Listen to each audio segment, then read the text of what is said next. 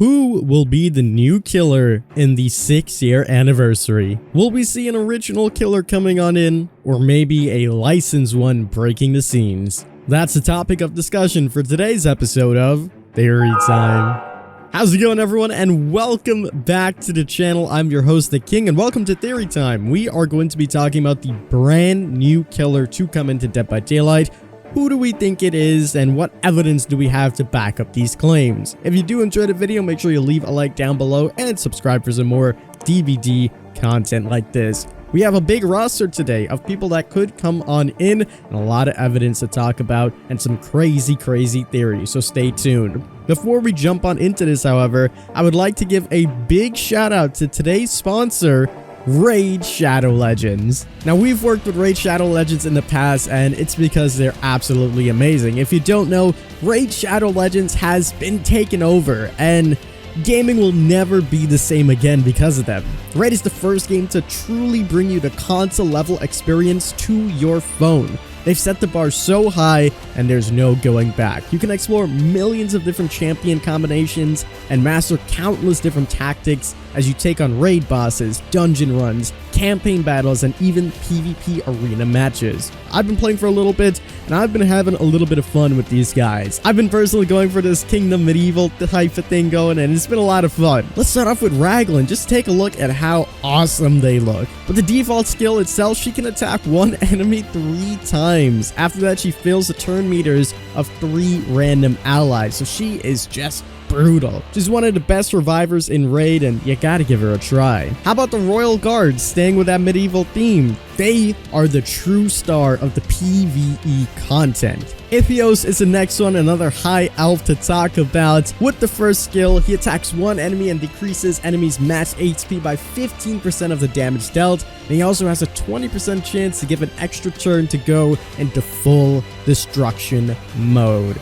So what exactly is new in Raid? Well, this month is Raid's 3-year anniversary, and the celebrations are going to be huge. While we are waiting, you can check out Raid's first ever champion skins. They look absolutely amazing, and I really can't wait to get my hands on them. Just look at them.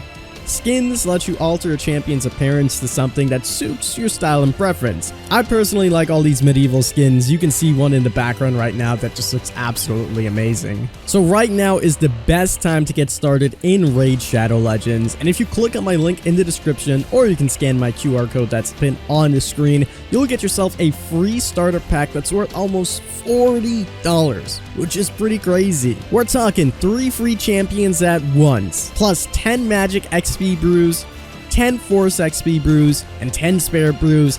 That is pretty huge. All of this treasure and loot will be waiting for you, and is as easy as just clicking on the link in the description, and I'll see you in game. So again, a big thank you to Raid Shadow Legends for supporting this video and sponsoring it. You know that sponsors help out the channel so much, so make sure you guys go and check them out.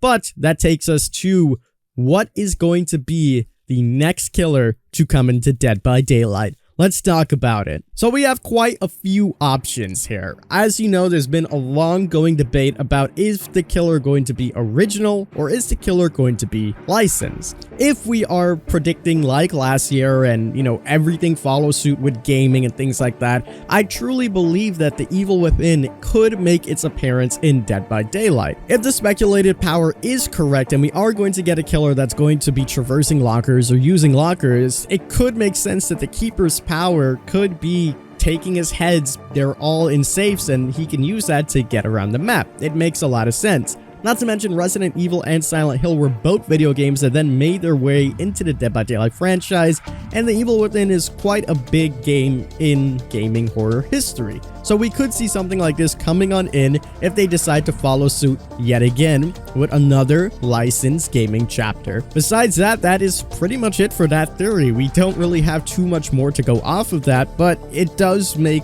a little bit of sense.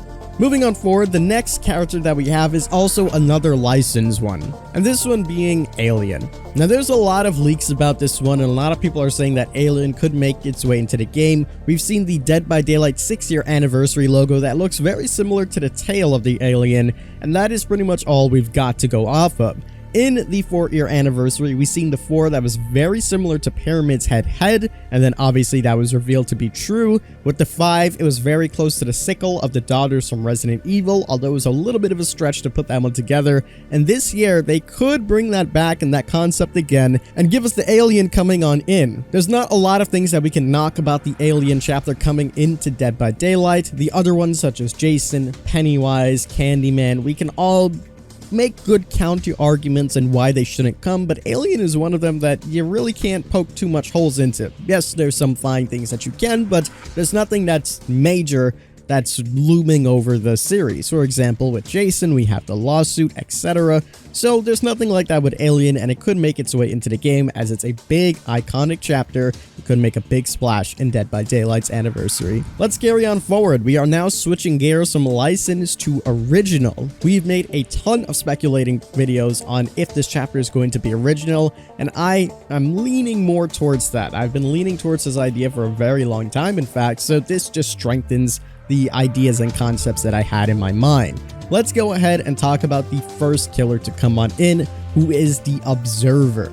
Now, we had a whole major theory about Hattie becoming the new Observer if she were to be the survivor that is going to be coming into the game. We also know that the Observer has gone missing. His safe place essentially was ransacked and he was no longer hidden from the entity. We don't know if he's alive or if he's dead, but he's not where he used to be. So what if the entity got him and made him into a killer? Similar to how the Blight came back in just looking for the Pistula petals, we could see the Observer coming on in as the brand new killer. We see the blue obviously on the 6th logo, and that can represent the Observer taking over a little bit with the entity. With his powers combined with the entities, he could be a truly unstoppable killer. The holes that people point out in this argument is that 1, we don't truly know what happened to the Observer.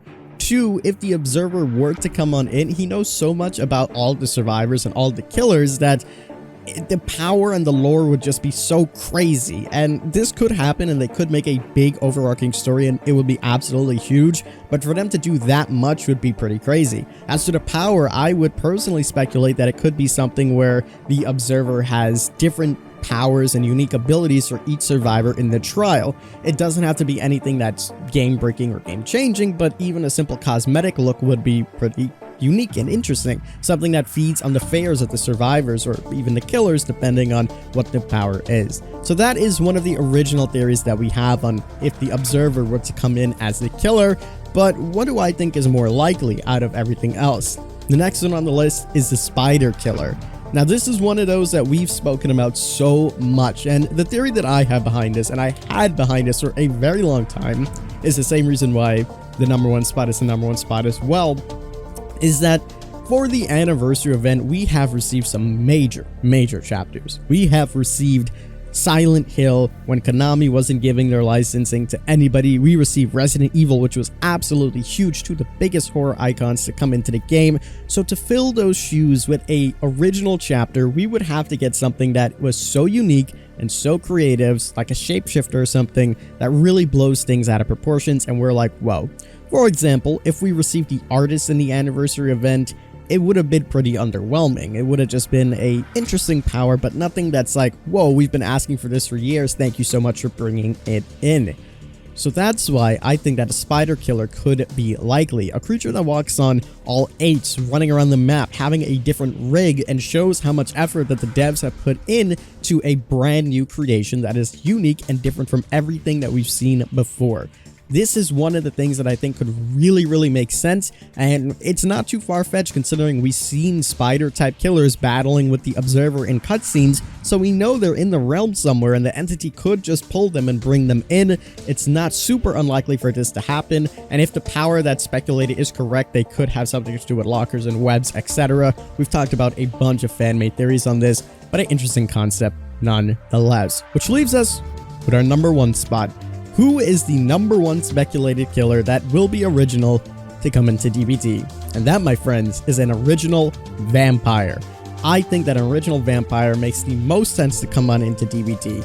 We have been teased about this castle for such a long time, with pretty much Dracula being one of the main characters to come into the game. And if they were to come into the game, again, we have to stick with that really unique ability, and that could be transforming into a bat and physically flying around the map. How crazy would it be if a bat killer would come in, get an overhead view of DBD, fly around, and is able to come out and just catch a survivor at any point? You know, just jumping straight down and being able to transform in front of them and try to continue to chase from there.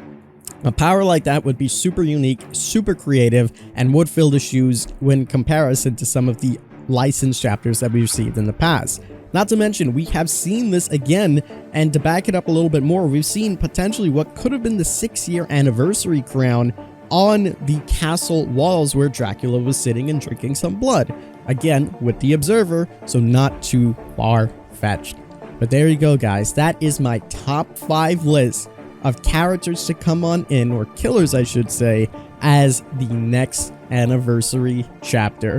Which one do you think is more likely, and do you have your own that you think could come into the game? Obviously, we did leave out a few different possibilities, and I'm sure you guys will have a good time in the comment section discussing everything, so I'll love to hear that. If you did enjoy, leave a like down below and subscribe for some more daily Dead by Daylight content. Don't forget to check out Raid Shadow Legends, as sponsors help out the channel so very much. That's gonna do it for me. As always, I'm your host, The King. I tip my crown to you guys, and we'll see you in the fall.